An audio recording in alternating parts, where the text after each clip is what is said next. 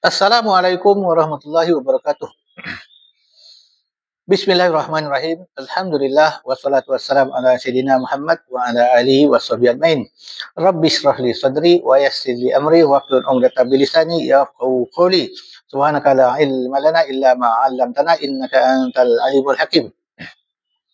Pertama-tama kali marilah kita bersyukur kehadrat Allah Subhanahu wa taala kerana dengan limpah kurnianya kita masih lagi hidup dalam lingkungan iman, Islam dan ihsan. Dan sama-sama kita sentiasa bertaubat kepada Allah Taala akan segala dosa yang telah kita lakukan sama ada kita sedar ataupun tidak. Dan sama-sama kita sentiasa bermohon kepadanya supaya ia menetapkan kita di atas jalan yang lurus. Astaghfirullahaladzim. Pada kali ini saya ingin membuat satu reaction ataupun ulasan ringkas tentang satu statement yang saya dapat daripada laman grup WhatsApp. Statement tersebut dibuat oleh seorang yang bernama Norman bin Abdul Rahman.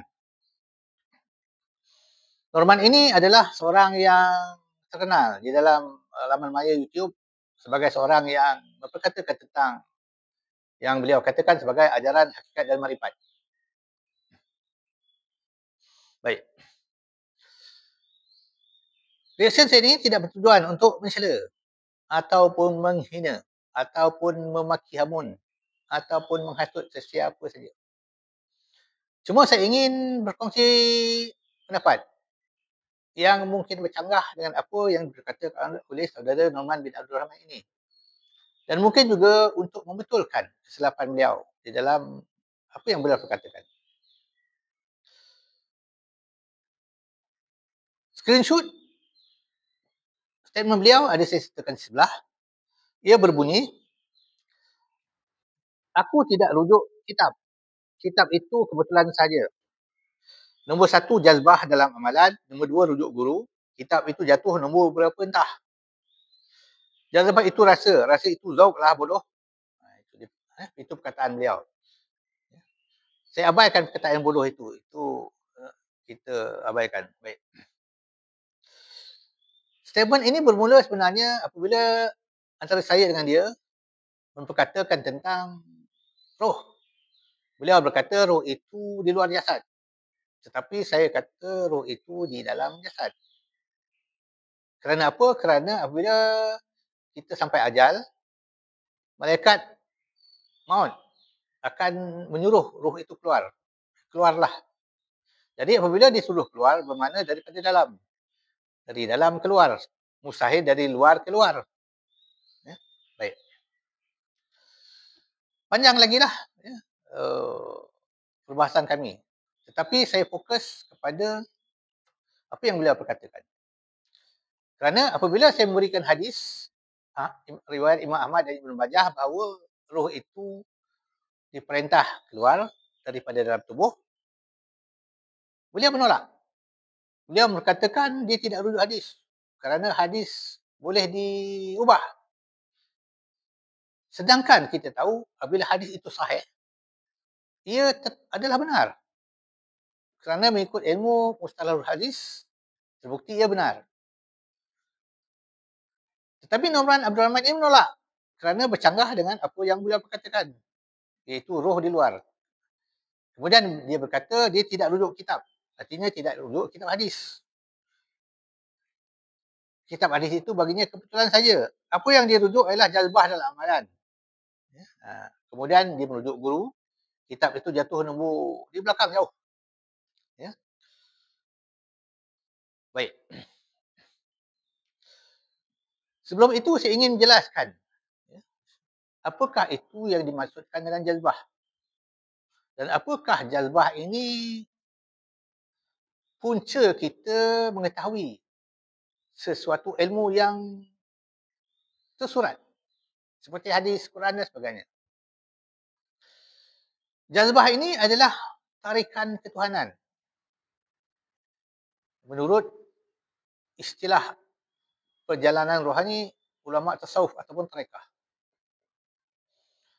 Di mana dalam perjalanan tasawuf atau tarekah,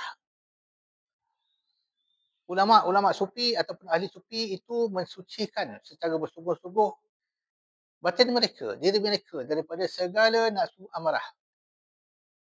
Seperti riak, takabur, cinta dunia, perkataan-perkataan mencela, mencarut dan sebagainya. Kerana nafsu amarah ini adalah hijab antara hamba dengan Tuhannya. Ia menjadi hijab pada manusia untuk mengenal Allah, untuk menerima ilmu-ilmu secara keterbukaan melalui hati yang bersih. Sehijab daripada menerima ilham-ilham yang baik. Dan terhijab untuk kita menghampirkan diri ataupun qarib dengan Allah. Ini hijab yang paling besar. Hijab yang menghalang kita untuk qarib dengan Allah. Jadi jazbah ini adalah tarikan ketuhanan yang akan membawa kita kepada satu perasaan yang dinamakan zauq ataupun zauqiyah. Baik. Untuk memahami hal ini, saya berikan satu contoh. Contoh untuk faham.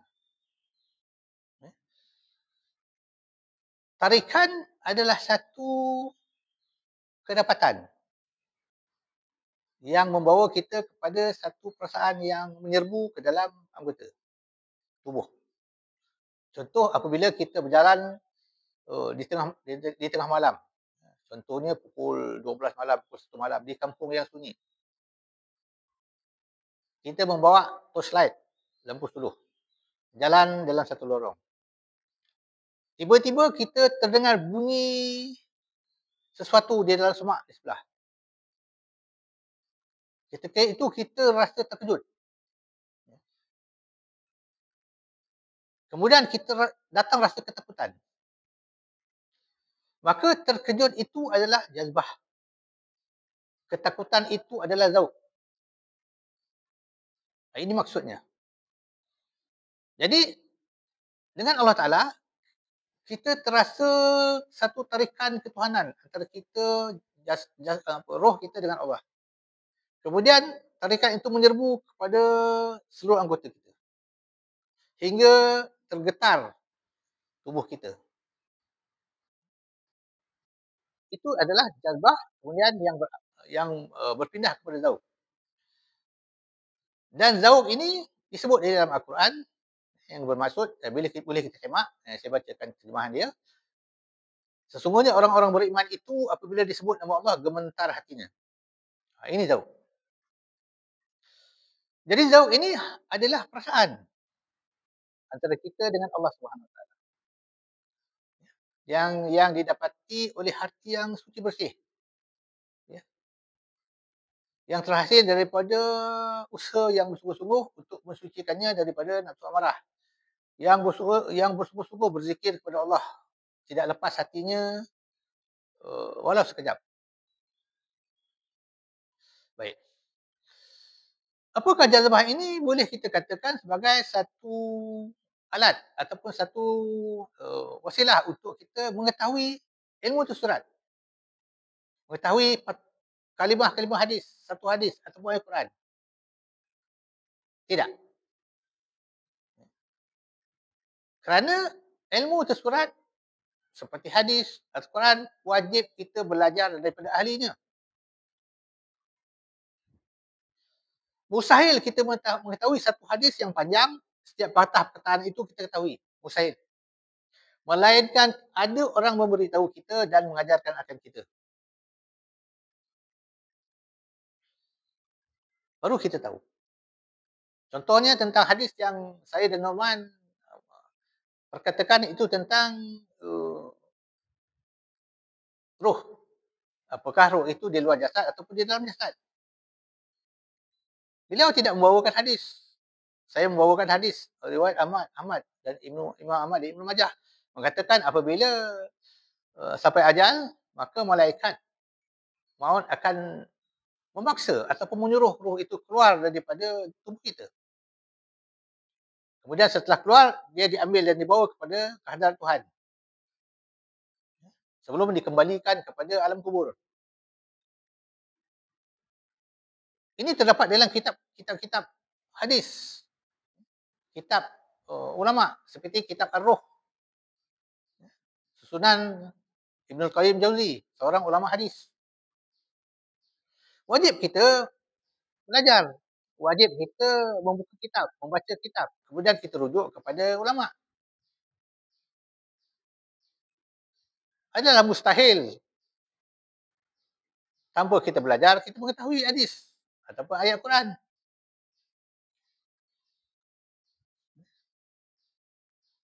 Apakah pula kaitan zauq ataupun jazbah ini dengan hadis yang kita pelajari? Jiwa yang suci bersih daripada segala nafsu amarah akan melihat apa sahaja kalam Nabi ataupun firman Allah sebagai sesuatu yang sangat bererti bagi dirinya. Apabila disebut hadis, gemetar hatinya kerana teringat kepada Rasulullah sallallahu alaihi wasallam. Terbit kecintaan kepada Nabi. Tertarik hatinya, tertarik perasaannya kepada Nabi kerana membaca hadis Nabi itu. Tetapi dipelajari terlebih dahulu. Dirujuk kitab terlebih dahulu. Baru datang jazbah terhadap hadis itu. Jadi tidaklah benar apa yang dikatakan oleh Saudara Nur Rahman yang mengatakan dengan jazbah ia boleh mengetahui hadis. Mustahil. Hampir mustahil. Yang tidak belajar tapi mengetahui firman Allah atau mengetahui apa yang dia perkatakan hanya nabi-nabi dan rasul, khususnya Nabi Muhammad sallallahu alaihi wasallam. Baginda tidak mengetahui firman Allah Taala, melainkan Allah Taala mengajarkan dia, menurunkan wahyu kepada baginda. Baginda tidak berkata-kata ya ini hadis mengikut hawa nafsu baginda. Seperti sabda Nabi bermaksud aku tidak sabda Nabi ataupun Quran, ya, saya lupa, tapi boleh dicemak, tak ada masalah. Yang mengatakan sesungguhnya baginda Nabi Muhammad itu tidak berkata menurut hawa nafsunya, melainkan dengan bimbingan Allah, bimbingan Tuhan.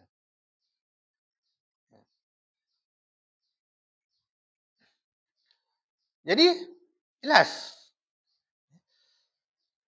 ilmu tersurat kita wajib pelajari, wajib merujuk kepada guru. Jazbah tentang ilmu yang kita pelajari itu datang kemudian. Bukan jazbah itu memberi kita tahu tentang satu bentuk hadis, satu kalimah hadis, satu susunan ayat hadis. Tidak. Jadi nasihat saya kepada Saudara Rahman, perbetulkan hal ini. Kerana jazbah itu, seperti mana saya katakan tadi, adalah satu perasaan kehampiran kita kepada Allah Ta'ala.